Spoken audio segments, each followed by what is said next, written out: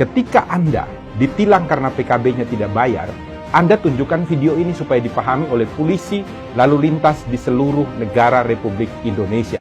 Apakah PKB yang tidak dibayarkan ketika operasi lalu lintas, STNK-nya masih hidup, ditilang polisi, bisa atau tidak? Jawabannya adalah tidak. Kalau ada polisi lalu lintas yang melakukan penilangan, maka polisi lalu lintas itu bisa dilaporkan tindak pidana pasal 333 KUHP, merampas kemerdekaan seseorang, karena tidak ada dasar hukumnya. Ancaman pidana bagi polisi itu adalah 8 tahun penjara. Ini tidak main-main loh. Nah, saya jelaskan sekarang dasar hukumnya. Pertama kita mulai dari STNK. STNK ini selalu ada 2 lembar. Yang pertama ini disebut surat tanda nomor kendaraan bermotor. Berlakunya 5 tahun. Di belakangnya ada lampiran. Lampirannya ini adalah surat ketetapan kewajiban pembayaran PKB. Ini setiap 1 tahun sekali. Harus dibayarkan syarat untuk pembayaran pajak. Yang jadi masalah adalah polisi biasanya menganggap kalau PKB-nya tidak dibayarkan berarti STNK-nya tidak berlaku.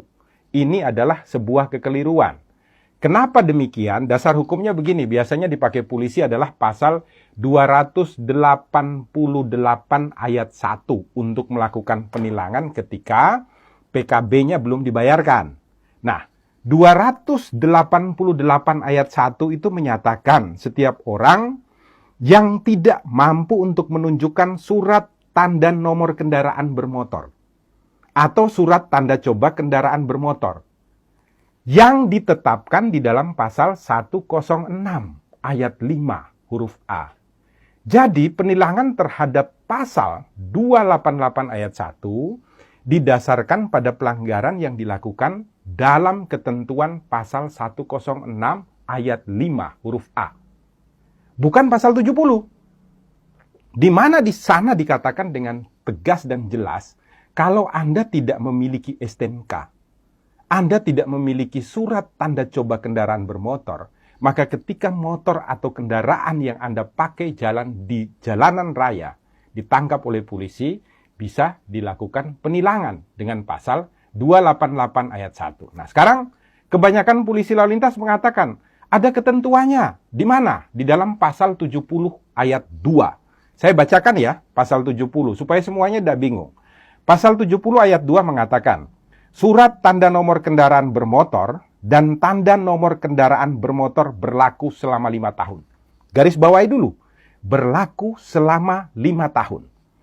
Koma, yang harus dimintakan pengesahannya setiap tahun. Garis bawahi ya, yang harus dimintakan pengesahannya setiap tahun. Anda harus baca penjelasannya Pak Polisi. Nah, di dalam penjelasan daripada pasal 70, ini secara tegas dikatakan ya, ayat 2. Yang dimaksud dengan pengesahan setiap tahun adalah sebagai pengawasan tahunan terhadap registrasi dan identifikasi kendaraan bermotor, serta menumbuhkan kepatuhan wajib pajak kendaraan bermotor. Jadi maksudnya itu bukan kemudian STNK-nya tidak berlaku. Bukan. Maksudnya itu adalah untuk dilakukan registrasi dan identifikasi ulang terhadap kendaraan bermotor dan untuk membuat agar semua orang yang memiliki kendaraan bermotor itu wajib atau taat di dalam melakukan pembayaran pajak.